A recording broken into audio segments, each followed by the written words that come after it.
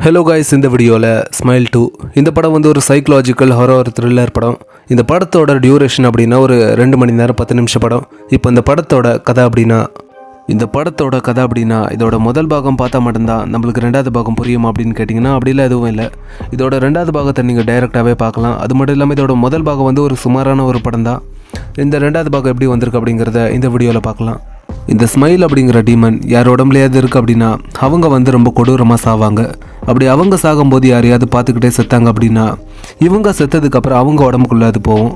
அது மட்டும் இல்லாமல் அவங்க சாகும்போது அவங்க யாரையாவது பார்த்துக்கிட்டே செத்தாங்க அப்படின்னா இப்படி மாற்றி மாற்றி ஒவ்வொருத்தவங்க உடம்புக்குள்ளேயே அது போகிறோம். அப்படி இந்த படத்தோட முதல் பாகத்தோட கிளைமேக்ஸில் அந்த டீமன் வேற ஒருத்தவங்களோட உடம்புல வந்து ட்ரான்ஸ்ஃபர் ஆகிருக்கும். அப்படி அவங்க உடம்புல இருந்து ஒரு ட்ரக் டீலர், அந்த ட்ரக் டீலர் உடம்புல இருந்து இந்த ஹீரோயின் கிட்ட எப்படி வருது. அது மட்டும் இல்லாமல் இந்த படத்தில் ஹீரோயின் வந்து ஒரு சிங்கர், இவங்களுக்குன்னு ஒரு கோல் இருக்குது.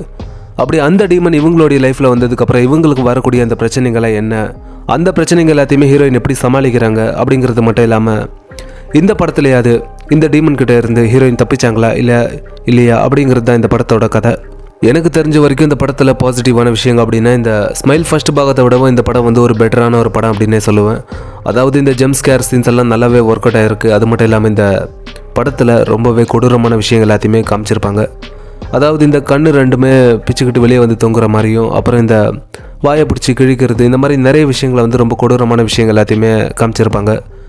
அதாவது இந்த படத்தை பார்க்காதது உங்கள் விருப்பம். இந்த ஸ்மைல் 2 படத்துலேயே ஒரு மிகப்பெரிய ப்ளஸ் அப்படின்னா இந்த பர்ஃபார்மன்ஸ் அப்படின்னே சொல்லுவேன். ஏன்னா இந்த டீமன் யார் உடம்புலையாவது இருக்குது அப்படின்னா அவங்க நடந்துக்கிற அந்த விதமாக இருக்கட்டும், அப்புறம் அவங்க ஸ்மைல் பண்ணுற அந்த விதமாக இருக்கட்டும், இது எல்லாமே இந்த படத்தில் ஒரு மிகப்பெரிய ப்ளஸ் அப்படின்னே சொல்லுவேன். அது மட்டும் இல்லாமல் நம்மளே ஒரு செகண்டில் இந்த படம் வந்து யோசிக்க வச்சிடும். இந்த மாதிரி இந்த டீமன் யார் உடம்புலையாவது இருக்குது அப்படின்னா அவங்க வந்து இந்த மாதிரி தான் நடந்துப்பாங்களா, இப்படி தான் ஸ்மைல் பண்ணுவாங்களா அப்படிங்கிற மாதிரி நம்மளே ஒரு செகண்டில் இந்த படம் வந்து திங்க் பண்ண வச்சிடும். ஏன்னா அந்த அளவுக்கு ஒரு நல்ல ஒரு பர்ஃபார்மன்ஸ் இந்த படத்தில் எல்லாருமே கொடுத்துருக்காங்க.